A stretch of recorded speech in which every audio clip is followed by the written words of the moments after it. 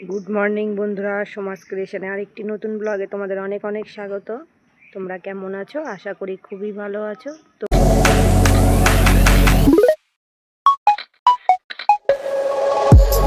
বন্ধুরা দেখো, বাসি কাজবাজ ছেড়ে ঠাকুর ঘরে চলে এসেছি। আজকেও পুরো ভিডিওটা তোমাদের ভয়েস ওভারেই শুনতে হবে, তার কারণ আমাদের পাশের মন্দিরে ঠাকুরের ওখানে গান বাজছে। তো দেখো, আজকে শুভ রথযাত্রা, সবাইকে অভিনন্দন শুভ রথযাত্রার। তোমরা এই দিনটা কেমন কিভাবে কাটাও অবশ্যই কিন্তু সবাই আমাকে কমেন্ট করে জানিও। তো দেখো, আমার পুজো দেওয়া হয়ে গেছে, আরতিটা শুধু বাকি আছে। আর মা গাছ পাকা কাঁঠাল পাঠিয়েছে, তাই দিয়ে আজকে ঠাকুরকে সেবা দিয়েছি। তো ঠাকুরের পুজো টুজো সেরে আমি ঘরে গিয়ে রান্না করব, তার আগে অবশ্যই একটু চা টা খেয়ে নেব। তো পুজো দিয়ে এসে বাইরে এসে দেখছি কাকিমা ওই যে কাকিমাদের গাছে এই যে বিদেশি গাবগুলো হয়েছে। তো দেখো পেকে গেছে, কত সুন্দর লাল হয়ে গেছে। আমার খুব প্রিয় জানো তো, আমি গাব খেতে খুব ভালোবাসি। তা ওই একসাথে 3-4টে ফল ছিল, একটা কাঁচা ফল সাথে পড়ে গেছে। আর কাকিমা সেই গাছ বেয়ে আম পেড়েছিল।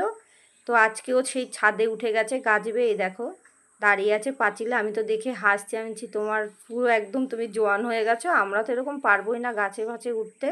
তো কাকিমা এই যে গাছ থেকে পেয়ারা পেরে নিয়েছে। আর আজকের ওয়েদারটা সত্যিই খুব সুন্দর, অনেক দিন বাদে আকাশটা খুব সুন্দর লাগছে আর রোদ ঝলমল করছে। কারণ আজকে বাচ্চারা রথটা একটু বেরোবে নিয়ে, যদি বৃষ্টি হয় তো সত্যিই ভালো লাগে না। তো আমাদের বাচ্চাগুলো এই যে বসে আছে, আর ঘরে আমি চলে এসেছি পুজো দিয়ে। এখন এই দিকটা কাকিমা ওইদিকে পারছিল বলে একটু ভিডিও করে নিয়েছি। আর এই যে ওর বাবার আজকে ব্যবসা হয়নি, ঘরে শুয়ে আছে। তারপরে আমাদের তিনজনের চা করে নিয়েছি।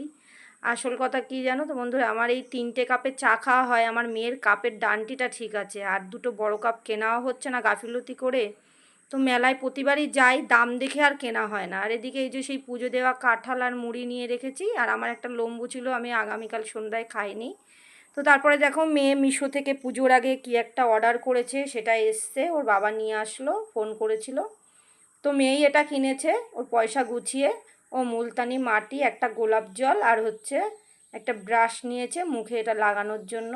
তো এটা কি দিয়েছে জানি না, এটা মেয়ে দেখছিল, তো আমি পাশ থেকে একটু ভিডিও করে নিয়েছি।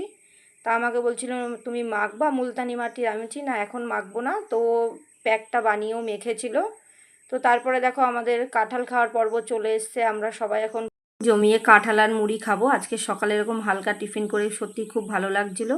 তো আমার মেয়েকে খাইয়ে দিতে হবে, ও এইসব বেচে পুচে একদম খেতে চায় না। যদি খাইয়ে দেওয়া হয় তো খাবে। আর দিন দিন এত বড় হচ্ছে আর বেশি বদমাইশি শুরু করেছে, খাওয়া দাওয়া নিয়ে খুবই কদিন ধরে জ্বালাতন করছে। তোমাদেরও মেয়েরা এরকম বড় হলে করে কিনা একটু বন্ধুরা আমাকে সাজেশান দিও তো, যে এরকম কেন করে, মেয়েরা কি বড় হলে এরকমই দুষ্টুমি করে কিনা। আমার অভিজ্ঞতা তো নেই, এখন যেহেতু মা হয়েছি বুঝতে পারছি।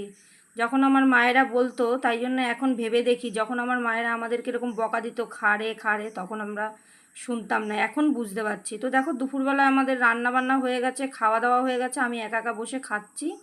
আর তারপরে বাচ্চাদের খেতে দিয়ে দিয়েছি। আর বিকাল হয়েছে, বেরিয়ে পড়েছি। অবশ্যই আজকে রথ।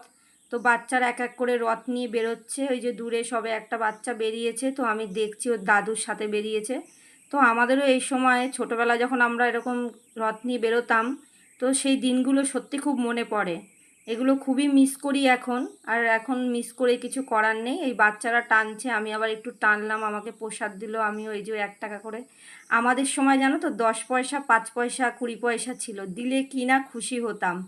আর এখন বাচ্চাদের 1 টাকা 2 টাকা দিলে ওরা কেমন একটা ইসে করে। আমাদের তো চাল দিত, যে উল্টো রথ হলে খিচুড়ি প্রসাদ খাওয়া হবে। তো দেখে এইগুলো খুব মিস করছিলাম, এখন তো আর এসব হয় না।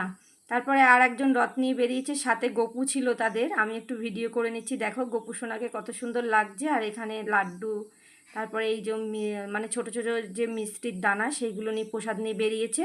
আর সব থেকে ভালো লাগছে কি যেন বন্ধুরা, দাঁড়িয়েছিলাম যে বাচ্চাটাকে সাপে কেটেছিল, আমি ব্লগে বলেছিলাম যে সামনে দেখো, ও হচ্ছে লম্বা করে এই যে লং স্কার্ট পরেছে, ধরে ধরে নিয়ে বেরোচ্ছে। আর সপরিবারের সবাই ওরা বেরিয়েছে, আর সাথে এই যে গোপু সোনা।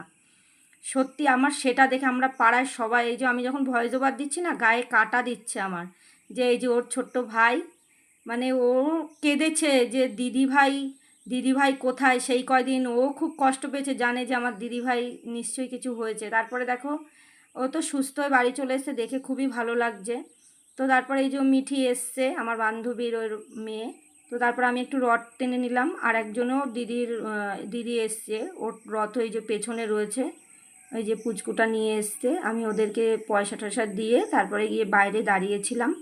তো এখন ঘরে চলে এসেছি, তো ভিডিওটা আর বেশি বড় করছি না।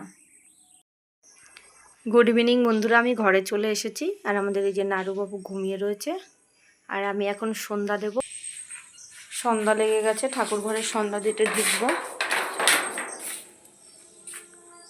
তো সকাল থেকে ব্লগটা শুরু করেছিলাম, এইটুকুনি করলাম। তো ভিডিওটা যদি তোমাদের ভালো লাগে অবশ্যই লাইক করে দিও, কমেন্ট করে জানিও। আর সুস্থ থেকেও ভালো থেকেও, দেখা হচ্ছে পরবর্তী একটা কোনো ভিডিওর সাথে। আর সন্ধ্যার পরে হয়তো আমার আর একটা ব্লগ আসবে, সেটা আমি যদি আলাদাভাবে করি অবশ্যই তোমাদের সাথে সেটা শেয়ার করব। তো চলো আমি সন্ধ্যাটা দিয়ে নিই। আর আজকে রথের মেলায় যাওয়া হবে না, পরে যাব, তখন তোমাদের সাথে সেই রথের মেলার ব্লগটা শেয়ার করব।